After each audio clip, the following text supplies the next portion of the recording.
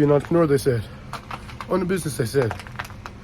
We out here trying to break apart the ice because when I first got here, I couldn't even get to the door to open, but I've chiseled out this much here. But yeah, what sucks about this is because it was like, we had this ice storm and then it froze and then it melted and then it froze again. So as I'm trying to break this down, it's not like chipping and flaking off. It's just making dents. So I've been out here for about, it was like an hour. Well, maybe 45 minutes or so. Cause I had to go to Lowe's, pick up a shovel, pick up a pickaxe. But yeah, this is all ice. There's the front door. You see it covers all to the parking lot. And this is just two different thicknesses of ice. It's fine, we're good. All right, just to give you guys some perspective on how thick this ice is.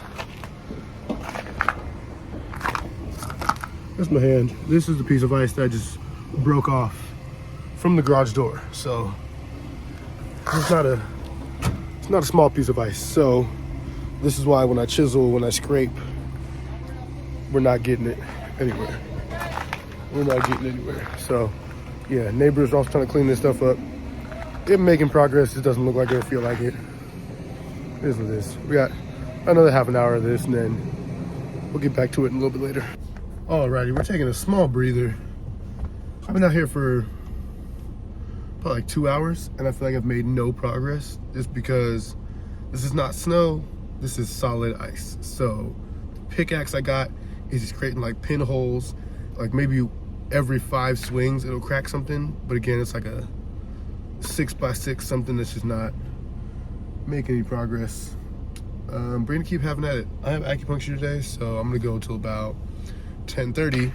Then I gotta swing over to that because it's 11, and then probably just bring my ass back here because I would love to open up for evening classes. We've been closed we were closed Saturday, we were closed yesterday, we're closed this morning, so I would love to get my people back in here.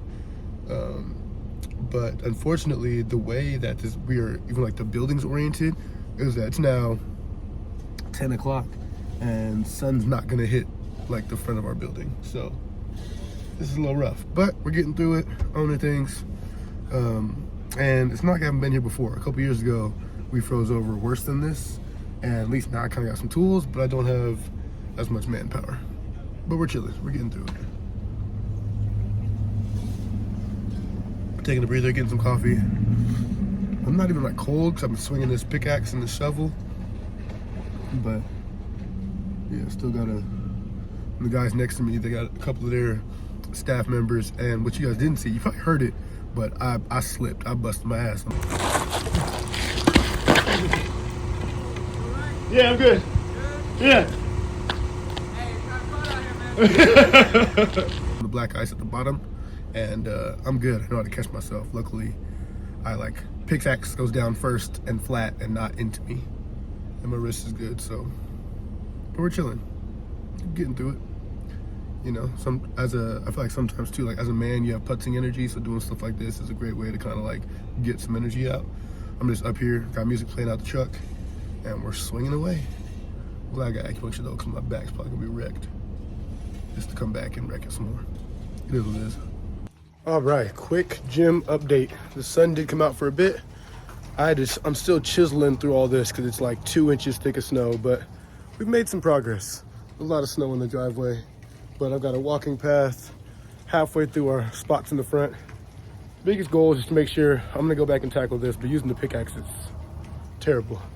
I'm gonna come back and tackle that, but because I wanna make sure I'm getting all the ice away from the doors for when it thaws out so it doesn't come leaking in.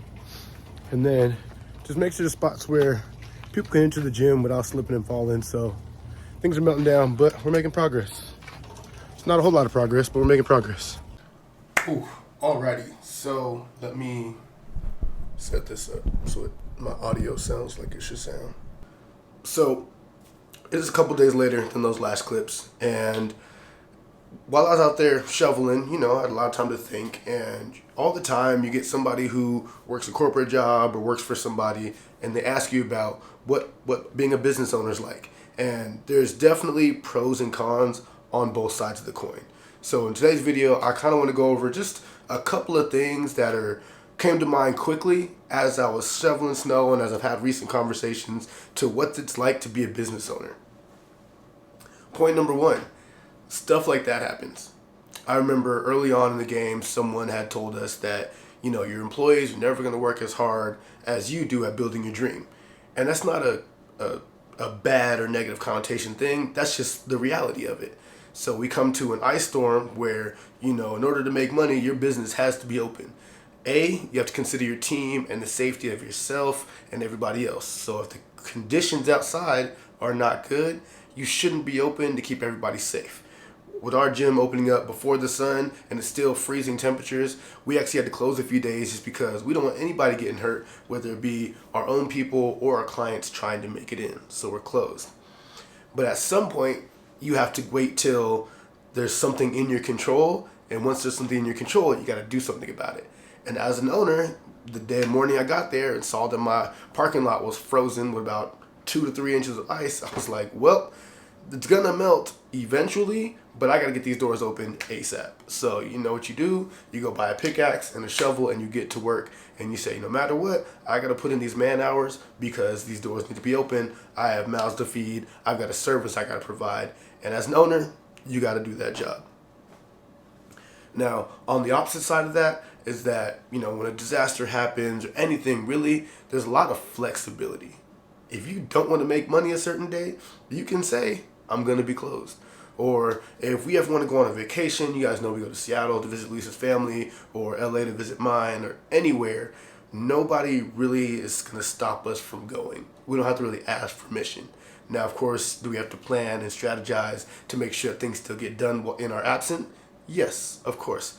But let's say something amazing happened and I need to be somewhere tomorrow. I can make those pieces move around and make that happen. So that's definitely a pro.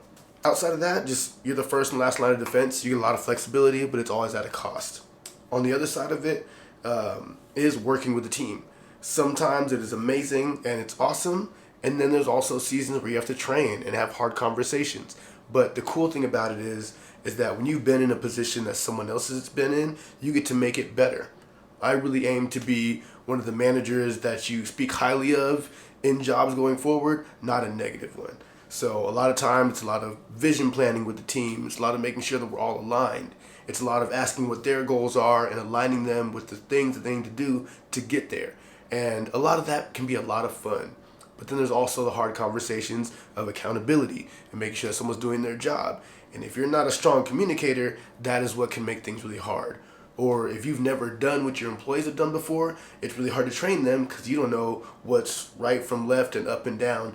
But luckily, I've been in the position of a lot of my staff members. So when it comes to helping, it's just a matter of time and patience and understanding, and then finding out what kind of language that they learn in. And that's going to lead to my third point. And this third one is essentially the skills being learned.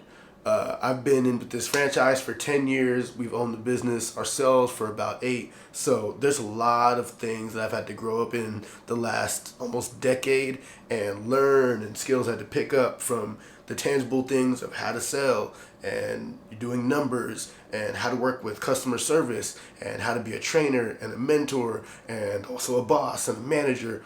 All of those things you have to learn in order to have a successful business and keep it around. I think it's Simon Sinek says where it's an infinite game. There's plenty of statistics of how frequently businesses close and don't make it. And the fact we've been around as long as we have shows that I'm doing something right, Luis is doing something right, our business partners are doing something right, my team is doing something right. And that's also really awesome. So to know that if you survived a rough year that maybe another person didn't, that means you did something right. And is it hard? Absolutely. Are there a lot of pros to it? Absolutely. So I will say, look at the stats. It's not for everybody.